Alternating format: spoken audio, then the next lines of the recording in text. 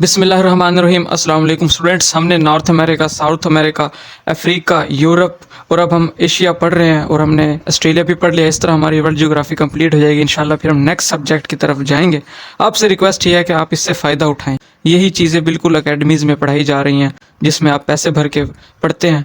तो ये यूट्यूब आपका बेस्ट ट्यूटर है, बेस्ट टीचर है। यहाँ पे आपको फ्री एजुकेशन मिलती है, तो इससे फ़ायदा उठाएं। तो आज हम इंशाल्लाह साउथ ईस्ट कंट्रीज़ को डिस्कस करेंगे, जिसके अंदर सबसे पहले ताइवान पढ़ेंगे, Malaysia, Indonesia, Vietnam, Thailand, Laos और फिलीपींस। इनको आज कवर करेंगे जल्दी जल्दी, तो जुड़ के बैठिएगा। तो शुरू करते हैं। ताइवान आज हमारा पहला टॉपिक है। इसका पुराना नाम है फॉर्मोसा। पूछता है old name of Taiwan, Formosa. अंग्रेज़ों ने इसका नाम रखा था फॉर्मोसा, क्योंकि ये बहुत ही खूबसूरत कंट्री था, इस वजह से इस जगह का नाम फॉर्मोसा रखा गया था। ये हमारे पास सारा का सारा ताइवान है, ठीक है। इसका कन्फ्लिक्ट चल रहा है। ये ऊपर की तरफ सारा चाइना है, इस तरफ चाइना है। ऊपर इधर हमारे पास नॉर्थ चाइना सी है, नॉर्थ चाइना सी। इधर हमारे पास साउथ चाइना सी है, ठीक है। ये नॉर्थ चाइना सी और साउथ चाइना सी के दरमियान में ये पाया जाता है।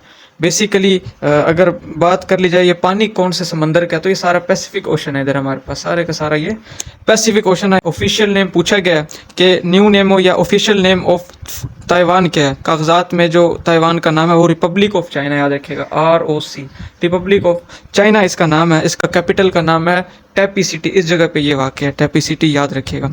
कन्फ्लिक्ट के बारे में थोड़ा सा मैं आपको बताता चलूँ। जब रेवोल्यूशन आया 1949 में, चाइना के अंदर मोजीडोंग साहब उस टाइम लीडर थे। तो यहाँ पे एक पपेट गवर्नमेंट बैठी हुई थी जो कि अंग्रेज़ों के साथ मिली हुई थी, और यहाँ से सारा सरमाया अंग्रेज़ निकाल निकाल कर लेके जा रहे थे।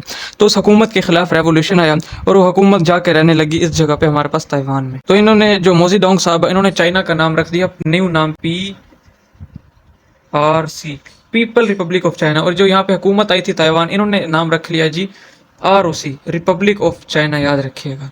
ये हुकूमत कहती कि ये असल चाइना है, और जो ऊपर वाली हुकूमत है मोजीडोंग साहब की, ये कहती जनाब ये असल हुकूमत है। इस तरह इनका क्लैश चलता रहा। मगर फिर जो असल चाइना था, मोजीडोंग साहब वाली हुकूमत, इन्होंने मेहनत की, इन्होंने बहुत मेहनत की। इन्होंने चाइना को खड़ा करके दिखाया। इनको UNSO भी निकाल दिया गया था। फिर इनको 1949 में जब इनकलाब आया था, UNSO इसको निकाल दिया गया था। फिर 1972 में दोबारा इसको शामिल कर लिया गया था। यही क्लैश था सारा। फिर यहाँ पे अभी जनरल इलेक्शंस हुए हैं 2024 में ताइवान के अंदर, उसके बारे में MCQs बन सकते हैं। तो 13 जनवरी 2024 को डेट याद रखिएगा। इसी साल 13 जनवरी 2024 को यहाँ पे इलेक्शन हुए हैं। जो न्यू प्रेसिडेंट यहाँ पे इलेक्ट हुए हैं उनका नाम है विलियम लाई चिंग साहब, ठीक है। विलियम लाई चिंग साहब, ये इनका नाम याद रखिएगा। ये न्यू प्रेसिडेंट है। इनकी पार्टी का नाम है DPP, democratic progressive party, democratic progressive party इनकी पार्टी का नाम याद रखिएगा। ये कितने परसेंट वोट से लेके कामयाबी हासिल की? इन्होंने 40% वोट हासिल किए। इनकी जो प्रेसिडेंट होता है, इनकी टर्म ऑफ पीरियड कितना होता है? 4 साल का पीरियड होता है, याद रखिएगा। फिर जो करंट करेंसी है ताइवान की, वो डॉलर है। और सवाल पूछता है कि ताइवान को कितने कंट्रीज़ ने माना है, रिकॉग्नाइज़ किया है? तो टोटल 13 कंट्रीज़ ने रिकॉग्नाइज़ किया, जिनमें से 12 कंट्री हैं और एक वेटिकन सिटी है। टोटल 13 कंट्रीज़ है, याद रखिएगा। इसको नोट से पढ़ते हैं, इंशाल्लाह ताला आपको सारा क्लियर हो जाएगा। मैंने आपको बताया इसका ओल्ड नेम फॉर्मोसा है। पूछा गया न्यू नेम या कागजात के अंदर ऑफिशियल नेम इसका क्या है? रिपब्लिक ऑफ चाइना, ROC नाम है इसका, याद रखिएगा। इसके कैपिटल का नाम है टैपी सिटी, याद रखिएगा। फिर इसका कन्फ्लिक्ट मैंने बताया कि 1949 में जब रेवोल्यूशन आया, after revolution in China in 1949, government supported by Britain and USA was no more. Government officials ran to Taiwan. Taiwan में जाके छुप गए। उन्होंने new name of China was PRC, जो मोजीडोंग साहब ने इनका नाम रखा PRC, मोजीडोंग साहब ने रखा। और वो जो ताइवान में हुकूमत गई थी, उन्होंने नाम रखा था रिपब्लिक ऑफ चाइना। तो ये मोजीडोंग साहब कहते ये हमारा असल चाइना है, और जो ताइवान में लोग रहते, जो हुकूमत थी, वो कहते ये असल चाइना है, ठीक है। तो ये इनका कन्फ्लिक्ट था। मोजीडोंग साहब वन चाइना पॉलिसी के तहत चल रहे थे कि एक चाइना है, ये मेन चाइना, और ताइवान भी इसी चाइना का हिस्सा है। इस तरह से इनका ये एक क्लैश था। फिर जनरल इलेक्शंस के बारे में बताया यहाँ हुए 13 जनवरी 2024, डेट याद रखिएगा। न्यू प्रेसिडेंट यहाँ पे इलेक्ट हुए हैं विलियम लाई चिंग साहब। फिर यहाँ पे पार्टी इनकी क्या थी? DPP पूछता है। DPP याद रखिएगा, डेमोक्रेटिक प्रोग्रेसिव पार्टी, याद रखिएगा। 40% वोट हासिल किए इन्होंने। यहाँ पे टर्म ऑफ पीरियड 4 साल का होता है। इनकी करेंसी करंट डॉलर है। 13 कंट्रीज ने रिकॉग्नाइज किया है इसको, ताइवान को, 12 कंट्रीज और एक वेटिकन सिटी ने। फिर डायरेक्शंस की बात कर ली जाए, ऊपर की तरफ हमारे पास नॉर्थ चाइना सी है, नीचे की तरफ साउथ चाइना सी है। ये जो साउथ चाइना सी है दुनिया का सबसे बड़ा सी है, याद रखिएगा, दुनिया का सबसे बड़ा सी है। बेसिकली यहाँ पे किस ओशन ओशन का पानी है, पैसिफिक ओशन का पानी है, याद रखिएगा। तो ये कुछ था ताइवान। आई होप आपको समझ आ गया होगा। सारे एमसीक्यूज जितने भी पेपर में आए हैं, पास्ट पेपर ये आ सकते हैं, वो मैंने आपको कवर करा दिए हैं अल्हम्दुलिल्लाह। अब नेक्स्ट मलेशिया हमारा टॉपिक है। ये सारा मलेशिया है, ये देख रहे हैं green green light green colour, ये मलेशिया सारा। नीचे की तरफ ये सारा इंडोनेशिया, ये इंडोनेशिया। ऊपर की तरफ ये थाईलैंड आ गया, ये थाईलैंड। इस जगह पे ये सिंगापुर है। तो इसको बाउंड्रीज किस किस की टच कर रही है? ये इंडोनेशिया की बाउंड्री टच कर रही है। यहाँ पे ब्रुनाई दारुसलाम है, आप देख सकते हैं ब्रुनाई दारुसलाम की बाउंड्री है। फिर इधर से थाईलैंड की बाउंड्री टच करती है, ये भी सारा इंडोनेशिया है इस जगह पर, ठीक है। और पानी की बात करी जाए तो ये सारे का सारा साउथ चाइना सी है। कौन सा सी है जी? ये लिखा हुआ है साउथ चाइना सी के अंदर मौजूद है मलेशिया। और ये साउथ चाइना सी पैसिफिक ओशन का हिस्सा है। मगर इस तरफ जाए ना, इस तरफ एक अंडमान सी है। क्या नाम है जी उसका? अंडमान सी, जो कि इंडियन ओशन का हिस्सा है। कैपिटल इसका पूछता है, कैपिटल इसका कुआला लुम्पुर है। ये वाकया इधर ठीक हो गया। इसकी करेंसी रिंगिट है। प्राइम मिनिस्टर का नाम है अनवर इब्राहिम, जो कि करंट अभी पाकिस्तान में भी आए हैं। अनवर इब्राहिम साहब इनका नाम है। इनकी पार्टी पूछ सकता है पीजेपी, पीजेपी इनकी पार्टी का नाम है, पीजेपी। जो इंडिया के अंदर मोदी की पार्टी वो बीजेपी है, बी से, ये पीजेपी है। वो भारतीय जनता पार्टी है, ये पीपल जस्टिस पार्टी इसका नाम है, याद रखिएगा। फिर मलेशिया किस वजह से ज़्यादा मशहूर है? यहाँ पे पाम ऑयल की प्रोडक्शन बहुत ज़्यादा होती है। पाम ऑयल पाकिस्तान भी यहाँ से काफ़ी ज़्यादा इंपोर्ट करता है ऑयल। पाम ऑयल की प्रोडक्शन यहाँ पे बहुत ज़्यादा है। उसके बाद यहाँ पे जो नेशनल लैंग्वेज के बारे में पूछता है, नेशनल लैंग्वेज की मलाई है, MALY, मलाई जो यूज़ होती है हमारे घरों में, वो इनकी लैंग्वेज है, ठीक है, मलाई। फिर इनकी इंडिपेंडेंस हुई थी इंग्लैंड से। इन्होंने UK से इंडिपेंडेंस हासिल की मलेशिया ने 1957 में। सन याद रखिएगा 1957 से। इसको भी नोट से पढ़ेंगे इंशाल्लाह, टेंशन नहीं लेनी, वहाँ आपको सारा क्लियर हो जाएगा इंशाल्लाह। तो इनके फाउंडिंग फादर कौन थे? जैसे हमारे कायद-ए-आज़म साहब हैं, इसी तरह उनके फाउंडिंग फादर थे टंकू अब्दुर रहमान साहब, TUNKU, टंकू, AB अब्दुर रहमान इनका नाम था। टंकू अब्दुर रहमान इनके फाउंडिंग फादर थे, जो कि 1957 में UK से आज़ादी हासिल करने में कामयाब हो गए थे, ठीक है। टंकू अब्दुर रहमान के बारे में 2 MCQs बनते हैं। और ये फर्स्ट प्राइम मिनिस्टर बने फिर मलेशिया के। दूसरा, ये पहले सेक्रेटरी जनरल थे। सेक्रेटरी जनरल थे किसके? OIC के, जो कि 1969 में बनी थी। उसके पहले जो सेक्रेटरी जनरल थे वो ये टंकू अब्दुल रहमान साहब थे। तो ये इस जगह पे आप देख रहे हैं, ये सिंगापुर है हमारे पास, ये सारा सिंगापुर है। तो सिंगापुर पहले मलेशिया का हिस्सा हुआ करता था, तो इसने यहाँ से फिर अलहदा हो गया था सिंगापुर मलेशिया से। कब हुआ था? साल पूछ सकता है, 1965 में हुआ था, याद रखिएगा, ठीक हो गया। फिर जनाब इसके अंदर माउंटेन रेंजेस हैं, एक ट्विंस टावर है, माउंटेन रेंज है यहाँ पे, एक किनीबालो, KAINI,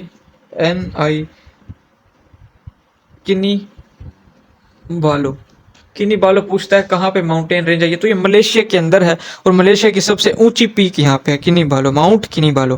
फिर यहाँ पे 2 टावर हैं बड़े खूबसूरत, जो कि कुआला लुम्पुर में, इसके कैपिटल सिटी में मौजूद हैं। उनका नाम है पेट्रोनास ट्विंस टावर। क्या नाम है जी? पेट्रोनास ट्विंस टावर उसका नाम है, कुआला लुम्पुर में मौजूद है। फिर यहाँ पे बड़ी मशहूर स्टेट्स बनती हैं। 2 स्टेट्स यहाँ पे बनती हैं।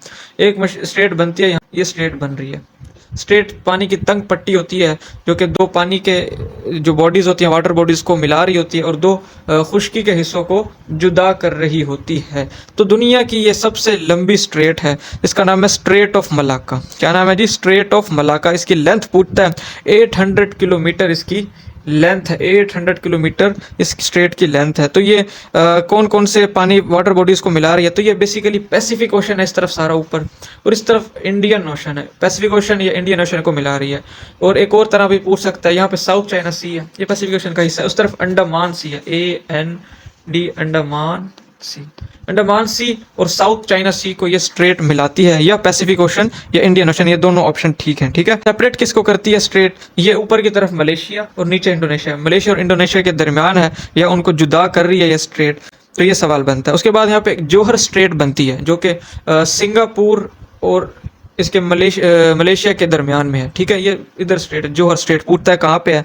ये हमारे पास मलेशिया और सिंगापुर के दरमियान है, ठीक है। ये भी उसी तरह साउथ चाइना सी और अंडमान सी या पैसिफिक ओशन या इंडियन ओशन को मिला रही है। ये 2 स्टेट्स बनती हैं, याद रखिएगा लाजमी। फिर यहाँ पे एक इम्पोर्टेंट पर्सनैलिटी है मलेशिया की, doctor Mahathir Mohammad. Doctor Mahathir Mohammad, ये बड़ी कमाल की पर्सनैलिटी है। जब इन्होंने 1957 में आज़ादी हासिल की, यार आप इसको 1957 को ऐसे याद रखना, जो बरसगीर में जंग आज़ादी हुई थी 1857 में, 1857, यहाँ पे आज़ादी कब हासिल की मलेशिया ने? 1957, यानी 100 साल बाद। ठीक है, आज़ादी के बाद फिर इन्होंने महातीर मोहम्मद साहब ने इसको खड़ा करने में इनका बड़ा अहम किरदार है, जो कि 1981 से 2003 तक ये प्राइम मिनिस्टर रहे हैं मलेशिया के। ठीक है, इनकी पार्टी का नाम था Malaysian United indigenous party. Party का नाम इतना इंपॉर्टेंट नहीं है, याद नहीं रखना। डॉक्टर महातीर मोहम्मद पूछता ताल्लुक कहाँ से है, तो मलेशिया से हैं। इसका टेन्योर याद रखेगा, 1981 से 2003 तक ये रहे हैं। फिर यहाँ पे करंटली इसी महीने ना 2 से 4 अक्टूबर 2024 अभी यहाँ पे मलेशियन प्राइम मिनिस्टर आए हमारे पास पाकिस्तान में। उनका नाम है अनवर इब्राहिम साहब। इनको पूछ सकता है कि किस अवार्ड से नवाजा गया, तो इनको निशान पाकिस्तान अवार्ड से नवाजा गया। निशान पाकिस्तान पाकिस्तान का सबसे बड़ा हाईएस्ट सिविल अवार्ड है, याद रखिएगा।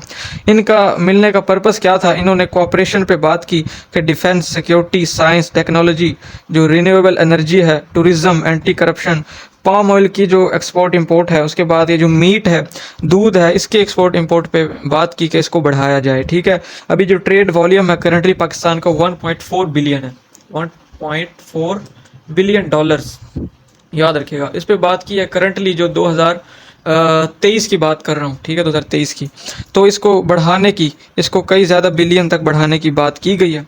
तो ये मलेशियन का मैंने ओवरव्यू दे दिया है, इसको अब नोट से पढ़ते हैं, आपको पक्का हो जाएगा इंशाल्लाह ताला। ठीक है, ये मैंने अपने हाथ से मैप बनाया, थोड़ा रफ सा। नेक्स्ट स्लाइड पे चलते हैं जनाब। मैंने आपको बताया इसके कैपिटल है कुआलालंपुर। इसकी करेंसी लाजमी पूछता है, रिंगिट इसकी करेंसी है। प्राइम मिनिस्टर अनवर इब्राहिम है, इनकी पार्टी का नाम है पीजेपी, पीपल्स जस्टिस पार्टी, याद रखिएगा। Famous for palm oil production है, नेशनल लैंग्वेज मलाया है, याद रखिएगा। इसकी इंडिपेंडेंस हुई यूके से 1957 में। कब जी? 1957। इनके फाउंडिंग फादर का नाम था टंकू अब्दुल रहमान साहब।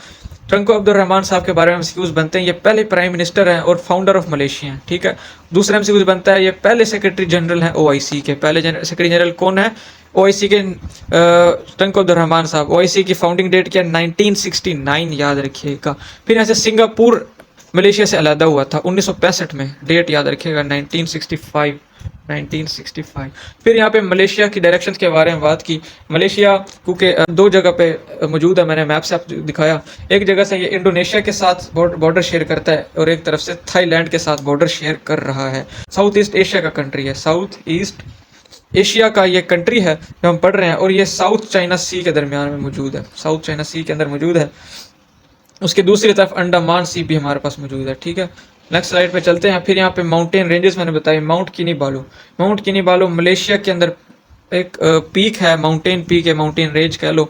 यहाँ पे पेट्रोनास टावर है कुआलालंपुर में, ट्विंस टावर, बड़े खूबसूरत हैं ये कुआलालंपुर। यहाँ पे टूरिज्म काफ़ी ज़्यादा है कुआलालंपुर के अंदर, मलेशिया के अंदर। फिर यहाँ पे दो स्टेट्स मैंने बताई, स्ट्रेट ऑफ मलाक्का, दुनिया की सबसे लंबी स्टेट है, 800 किलोमीटर इसकी लेंथ है, जो कि मलेशिया और इंडोनेशिया के दरमियान मौजूद है, उनको जुदा कर रही है। और मिला के इनकी इनको रही है पैसिफिक ओशन और इंडियन ओशन, या फिर साउथ चाइना सी या अंडमान सी को ये मिला रही है, याद रखिएगा। फिर मैंने आपको बताया जोहर स्टेट है यहाँ पे, जो कि सिंगापुर और मलेशिया के दरमियान है। स्टेट ऑफ मलाक्का किसके दरमियान थी? मलेशिया और इंडोनेशिया, मगर जोहर स्टेट सिंगापुर और मलेशिया के दरमियान है, पूछता है। ठीक है, ये भी उसी तरह साउथ चाइना सी और अंडमान सी को मिला रही है, या इंडियन ओशन या पैसिफिक ओशन को मिला रही है। इंपॉर्टेंट पर्सनैलिटी यहाँ मैंने बताई, डॉक्टर महातीर मोहम्मद साहब हैं, जो कि प्राइम मिनिस्टर रह चुके हैं 1981 से 2003। इनकी पार्टी भी पूछ सकता है, Malaysian United indigenous party, Malaysian United indigenous party, याद रखिएगा। नेक्स्ट स्लाइड पे चलते हैं। फिर अनवर इब्राहिम का रिसेंटली यहाँ पे विजिट हुआ है 2 से 4 अक्टूबर 2024 को, याद रखिएगा। मलेशियन प्राइम मिनिस्टर को निशान पाकिस्तान के आवाज़ से एजाज़ से जो नवाजा गया, जो कि पाकिस्तान का सबसे हाईएस्ट सिविल अवार्ड है, जो कि पाकिस्तान के सदर आसिफ जरदारी साहब ने इनको पेश किया था। इनका पर्पस क्या था? कोऑपरेशन के पे बात की, defence, security, science, technology, renewable energy, tourism, anti corruption, palm oil, हलाल इंडस्ट्री, गोश्त और दूध। करंटली जो ट्रेड वॉल्यूम है पाकिस्तान का मलेशिया के साथ 1.4 बिलियन है, इसको कई ज़्यादा बिलियन में बढ़ाने पे बात की गई। ये मलेशिया, मैंने आपको बताया कमीशन के अंदर जितने भी एमसीक्यूज बनते थे सारे मैंने कवर कराने की कोशिश की है। नेक्स्ट हमारे पास इंडोनेशिया, मलेशिया के साथ ही है इंडोनेशिया। ये इंडोनेशिया आप देख सकते हैं, जजीरों पर मुश्तमिल है, तकरीबन 17,500 जजीरे हैं यहाँ पे, इसलिए तो land of land of 1000 islands बोला जाता है, लैंड ऑफ 1000 आइलैंड्स इसीलिए ही इसको बोला जाता है। लार्जेस्ट आर्कीपिलाजो इन द वर्ल्ड है, आर्कीपिलाजो बोलते हैं ऐसे मुल्क जो कि आइलैंड के क्लस्टर से मिलकर बना हो, उसको आर्कीपिलाजो बोलते हैं। क्या कहते हैं जी? आर्कीपिलागो बोला जाता है, याद रखिएगा। फिर इसके कैपिटल के बारे में पूछता है, इसके कैपिटल का नाम है जकार्ता। करंटली इसका जकार्ता है, लेकिन इसको अब नुसंतारा की तरफ कन्वर्ट करते जा रहे हैं, जो कि इस जगह पे मौजूद है, इधर इस आइलैंड पे मौजूद है नुसंतारा। ठीक है, करंट पूछ ले तो जकार्ता है, आने वाला क्या होगा? नुसंतारा। इसकी करेंसी रुपया है, पाकिस्तान और इंडिया की रुपया है, उसी तरह इंडोनेशिया की भी रुपया है। फिर ये 4th लार्जेस्ट कंट्री है पॉपुलेशन है, यहाँ पे पॉपुलेशन बड़ी ज़्यादा है। ठीक है, 4th largest country by population है, 4th population. 1st largest Muslim country है बाई पॉपुलेशन, पॉपुलेशन के लिहाज से दुनिया का सबसे बड़ा मुसलमान मुल्क है ये। ठीक है, याद रखिएगा। फिर साउथ ईस्ट कंट्रीज़ के अंदर आता है ये भी, मलेशिया, इंडोनेशिया मैंने आपको पढ़ाया है, तो ये साउथ ईस्ट कंट्रीज़ में आते हैं। और ये ऐसा कंट्री है साउथ ईस्ट कंट्री का जिसके अंदर से सिर्फ इक्वेटर पास करता है, बाकी कंट्री से पास नहीं करता, यहाँ से इक्वेटर पास करके जाता है। इक्वेटर कंट्रीज, ये मैंने वीडियो बनाई हुई, इक्वेटर कंट्रीज कौन सी हैं। ठीक है, ये आपको वीडियो डिस्क्रिप्शन में मिल जाएगी, उसको लाजमी देखिएगा, आपको सारा इसका इक्वेटर कंट्रीज का भी पता चल जाएगा। फिर एशियान कंट्रीज हैं, एसोसिएशन है ये, इसका भी रिविजन बता देता हूँ, association of south east Asian Nations. ये उन कंट्रीज 10 कंट्री हैं टोटल, ये उन कंट्रीज में से वाहिद ऐसा कंट्री है इंडोनेशिया जिसमें से इक्वेटर पास करता है। ठीक है, एशियन कंट्रीज का आपने लाजमी लेक्चर देखना है, 10 कंट्रीज है, उसका भी मैं डिस्क्रिप्शन में लिंक दूंगा। 2 आपने यहाँ से लाजमी लेक्चर देख के जाने हैं ताकि आपके सारे कंसेप्ट साथ साथ क्लियर हो जाएं, क्योंकि आगे बार बार एशियन कंट्रीज का जिक्र आएगा, हमने आगे एशियन कंट्रीज ही पढ़ने हैं, तो एशियन कंट्री तो लाजमी आपने देखना है, इक्वेटर कंट्रीज भी देखने हैं। आइलैंड्स यहाँ पे थोड़ी बात कर लेते हैं। यहाँ पे एक सुमात्रा आइलैंड है, ये सुमात्रा आइलैंड है सारा, ये सुमात्रा आइलैंड है, ये जावा आइलैंड है।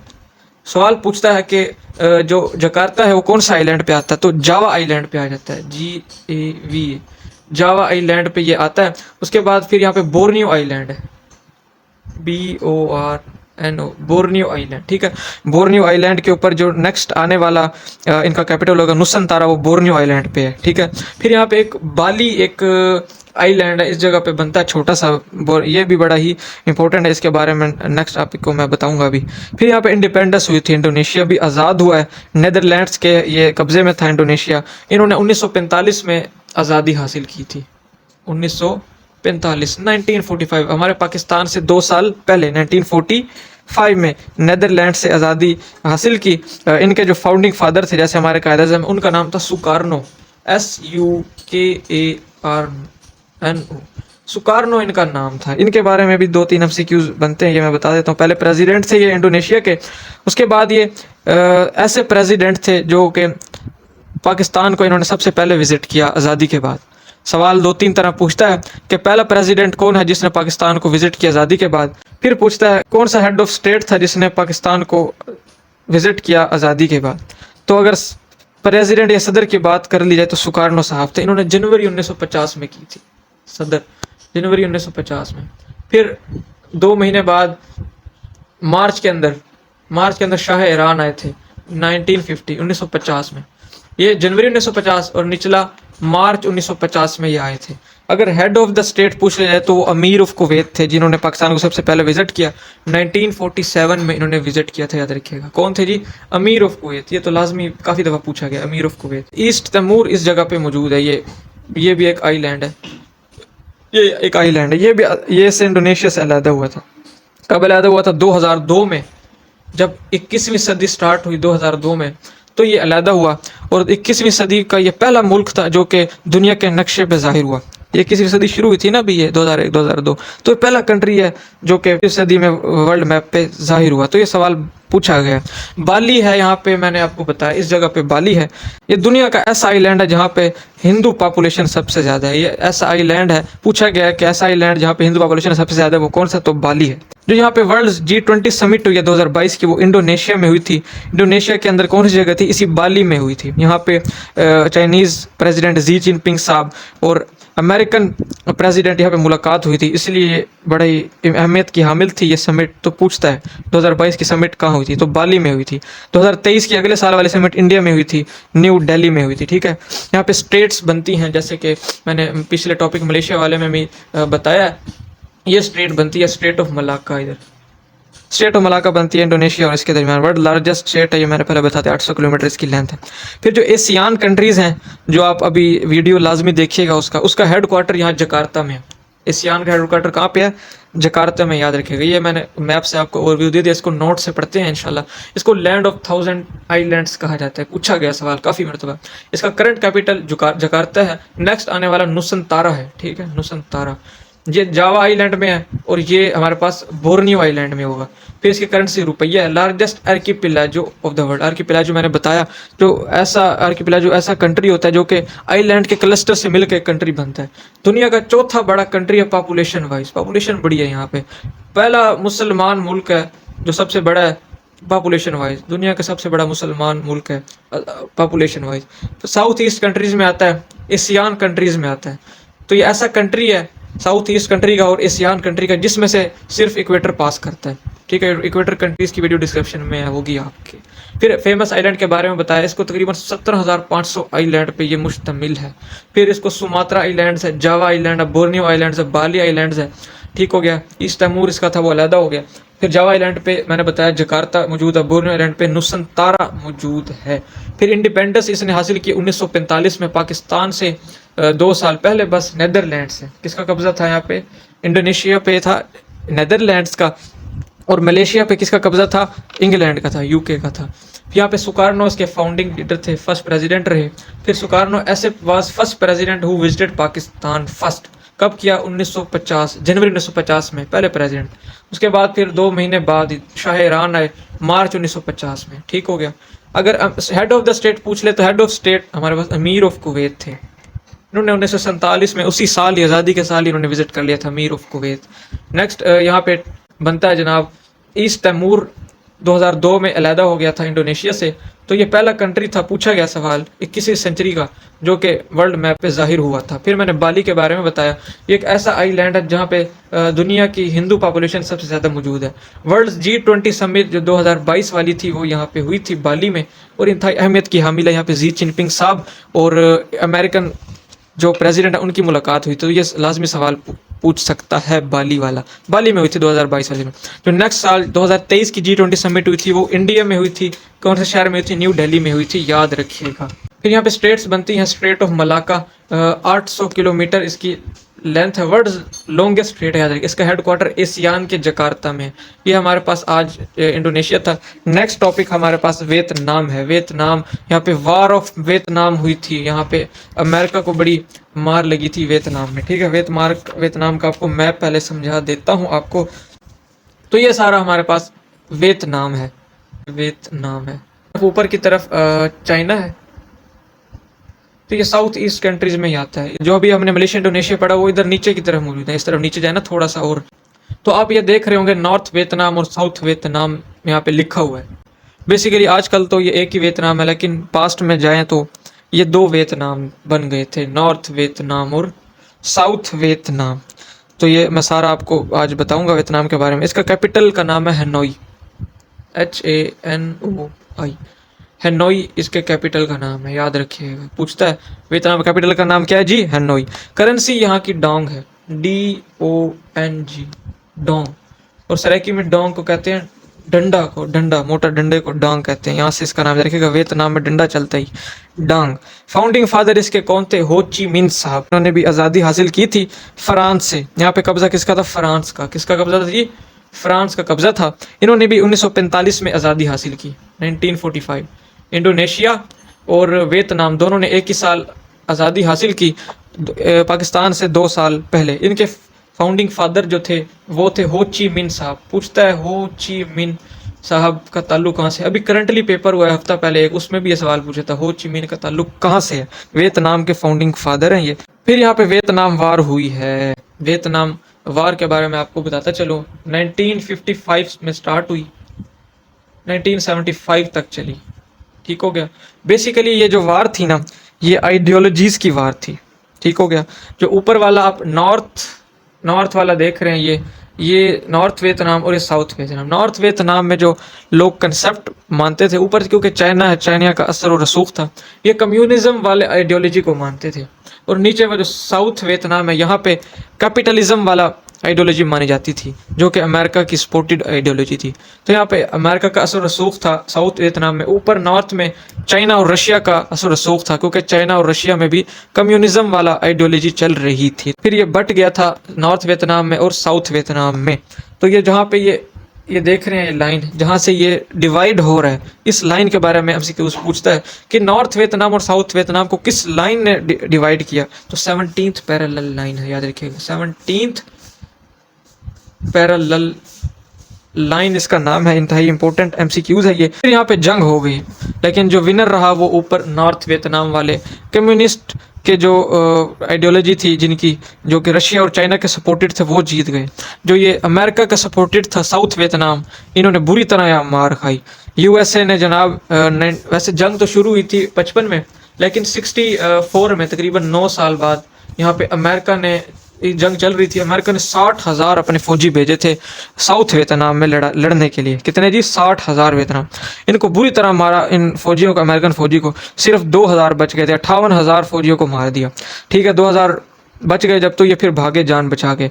तो सवाल पूछता है कि यूएसए कब वियतनाम की जंग छोड़ के भागा? तो 1973 में जंग छोड़ के भाग गया था। एंटर कब हुआ? 64 में, 1964 में। भागा कब? 1973 में। 64 में आया, 73 में ये भाग गया था। सभी भी आजकल वीडियोस हैं ये कि जब यूएसए के ट्रूप्स भाग रहे थे अपने हेलीकॉप्टर्स में, 2,000 बच गए थे। पूरी तरह यहाँ से अमेरिका ने मार खाई थी। डायरेक्शंस आपको मैं बता दूं, आपको अभी तक याद निकालना आ गया होगा। ऊपर हमेशा ऊपर की तरफ नॉर्थ, नीचे की तरफ साउथ, आपके राइट की तरफ ईस्ट होगा हमेशा, आपके लेफ्ट की तरफ हमेशा वेस्ट होगा, याद रखिएगा। ठीक है, वियतनाम को जो ओशन लगता है, ये सारे का सारा पैसिफिक ओशन है जी। कौन सा ओशन है जी?